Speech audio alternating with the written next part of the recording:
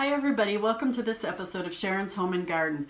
Today we are going to go over all the basics of winter sowing. Now this is not meant as like winter sowing 101, but it's meant as kind of a general overview of what I've learned from my couple of years of doing winter sowing. So grab your water jugs and meet me in the kitchen as we go over winter sowing.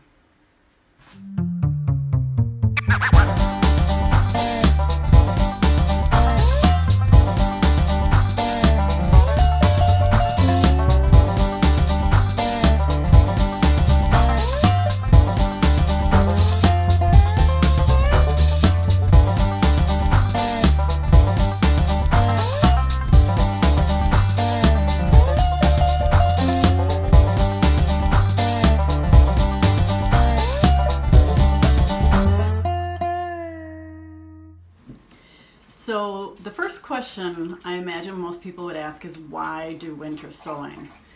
Well, I use winter sowing to give me more room for seed starting inside. I have a limited space down in my basement, and by time April rolls around, I am just busting at the seams. And this winter sowing method gives me a lot more room in my garden, or in my seed starting room. It also gives me a jump on the growing season. There are many people who believe that winter sowing gives their plants, hi Macy, gives their plants, makes them hardier because they've had to endure the cold weather as seeds. I don't know if that's right or not, but it does give you a jump on the growing season. You don't have to worry about anything. Last year I planted in February. I think the latest I planted was March 12th, if I look back at my pictures. And if I can figure out how to do it, I'll put some pictures in here to show you. The sprouts were all up by April 4th. And here you cannot plant out in the garden. Our last frost date here, I'm in Wisconsin Zone 5A. Our last frost date is May 11th, and I've even seen frosts go into the third week in May.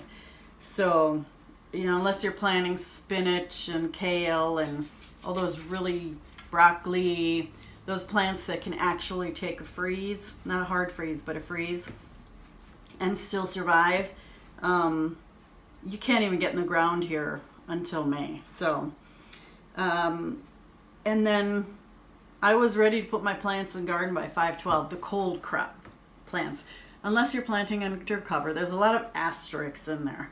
If you're planting under cover, if it's a cold weather crop, if you can't put tomatoes out there if it's gonna freeze, you can't put peppers out there if it's gonna freeze. A lot of your herbs you can't put out there if it's gonna freeze. So we're talking cold weather crops. And that's why winter sowing is especially good for cold weather crops, because it really does give them a jump on the season.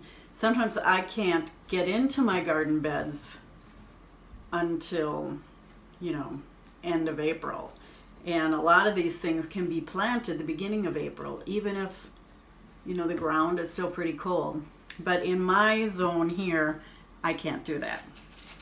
So this is good for cold weather crops. When you set these outside, put them somewhere where they'll get precipitation. You want them to get snowed on. If it rains, you want them to get rained on. Because if you don't get any precipitation, for instance, this winter so far, we have not gotten a lot of precipitation. However, I know that the month of February is notorious for snowing like every other day.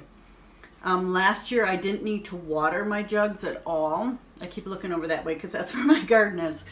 I didn't need to water them at all until like the beginning of May. And then I had to start watering them in the jugs. And also when you place them outside, put them in a sunny location, because as we get into April, March and April, you want them to get the sun. So what do you need to do this? It's pretty simple. You need water jugs or milk jugs. If you're using milk jugs, just rinse them out really well and don't put the cap back on because they really get smelly if you put the cap back on. You don't need the cap. So I like these gallon jugs. These are really nice. And you can use 2-liter soda bottles. I don't drink a lot of soda, so I don't have any soda bottles around.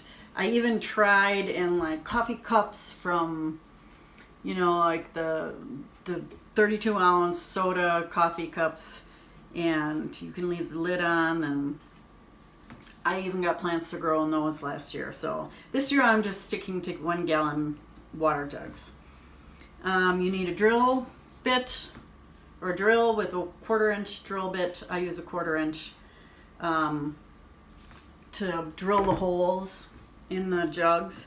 I like to use duct tape. I found last year I used like this regular duct tape, and then I ran out and I went out and bought some Duck brand duct tape. And the Duck brand duct tape was so sticky I had a hard time working with it. So I've gone to just the regular old cheap, this is from Ace Hardware, duct tape. Paint pens. I got these from Hobby Lobby.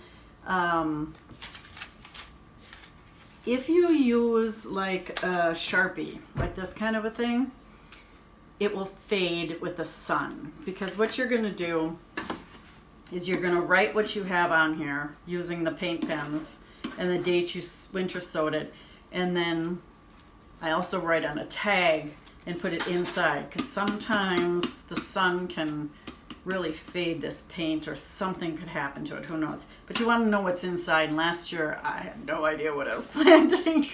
I just was like, well, let's put it in the ground and see what comes up.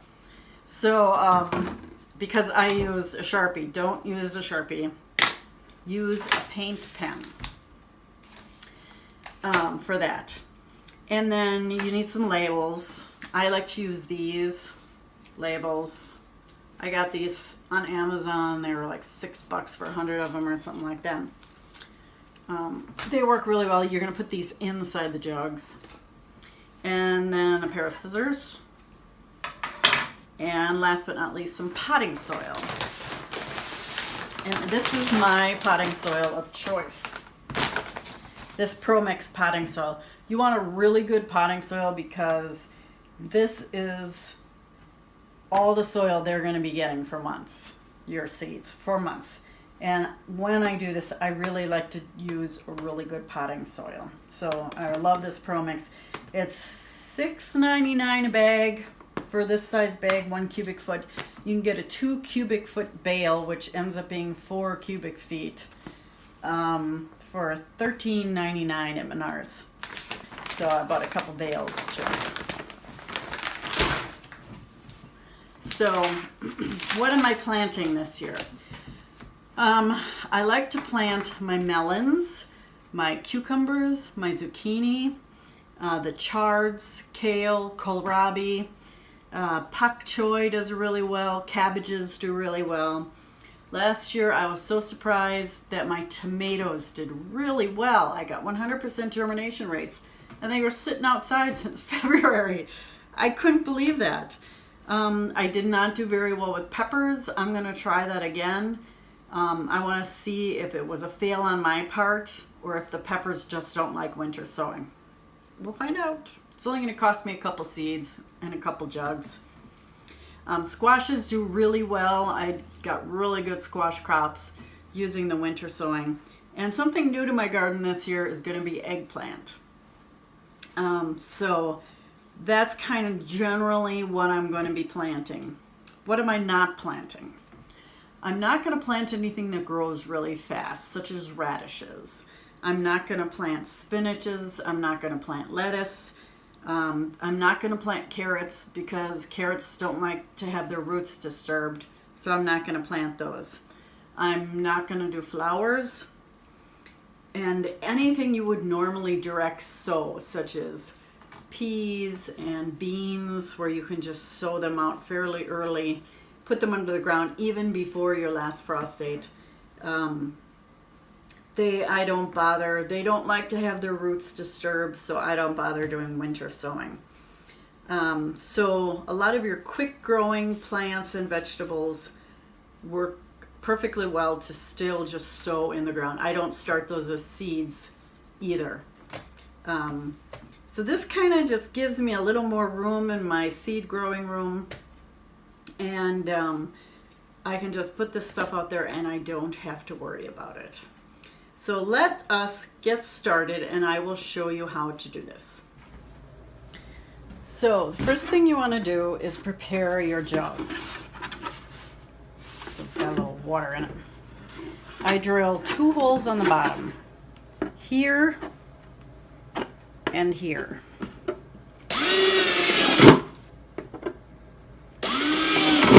That's for drainage because you don't want your jugs to fill up with water. And then I drill 1 here and 1 here.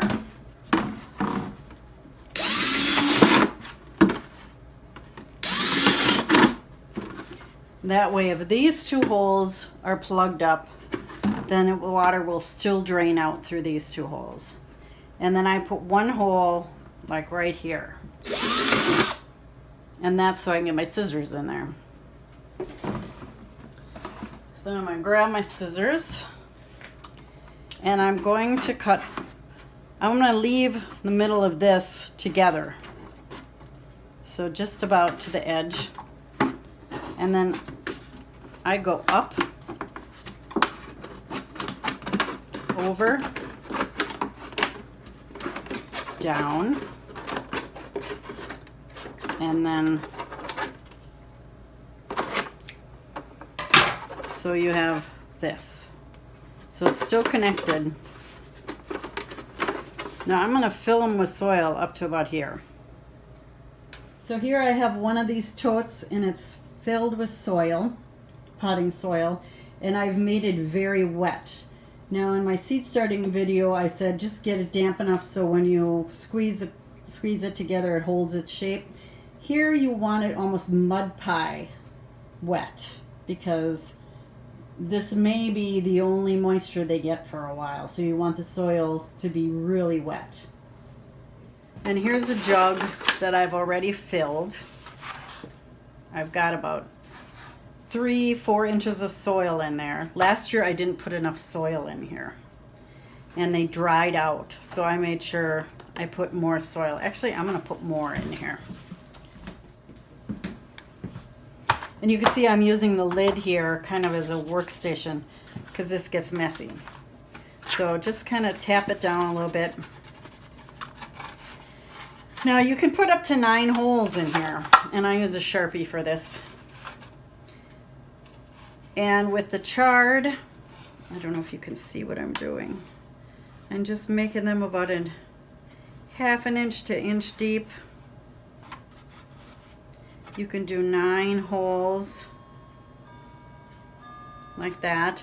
And then I'm going to drop 1 seed in each of these holes. So I've got a seed in every hole. Now I'm just going to pat them so they're covered. And I made up a label with today's date. I'm going to set that in there. And now, my hands are all dirty. You want to close it. So after a while you kind of learn how much duct tape to pull off.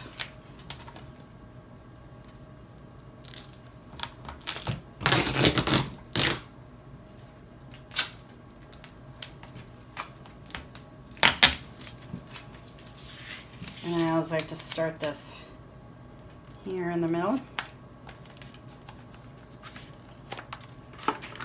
Down.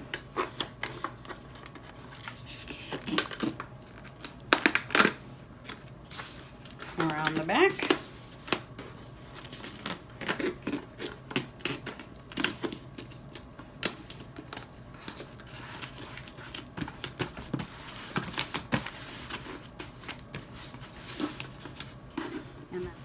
So there you have it. It's all sealed up.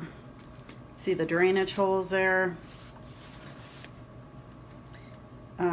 leave the top off of this because you want the water, whether it be snow or rain, you want it to be able to go in there.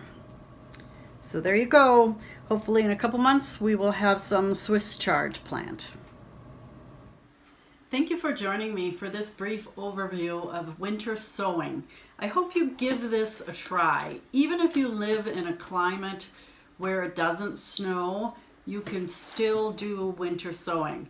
Now, I learned about winter sowing from a video channel on YouTube called The Juicing Gardener with, I believe her name is Sharon, and she has some very in-depth videos. So if you are interested in doing this, and she does a bit more step-by-step, a bit more in-depth of everything, and she's got some great reveal videos. So you can kind of see what you can expect at the end of, like in April or May, and how much growth that you can get just from putting these seeds outside in the garden. If you like what you saw here, please give me a thumbs up, or if you are interested in more videos like this, please hit subscribe. If you have any questions or comments, please post them in the comments section below and I will answer them as soon as I can. Have a great day, everybody. Enjoy your winter sowing. It's one way for us to get our hands in the dirt even when it's cold and snowy outside. All right, see you soon. Bye-bye. I only have about 40 more to go. Here we go.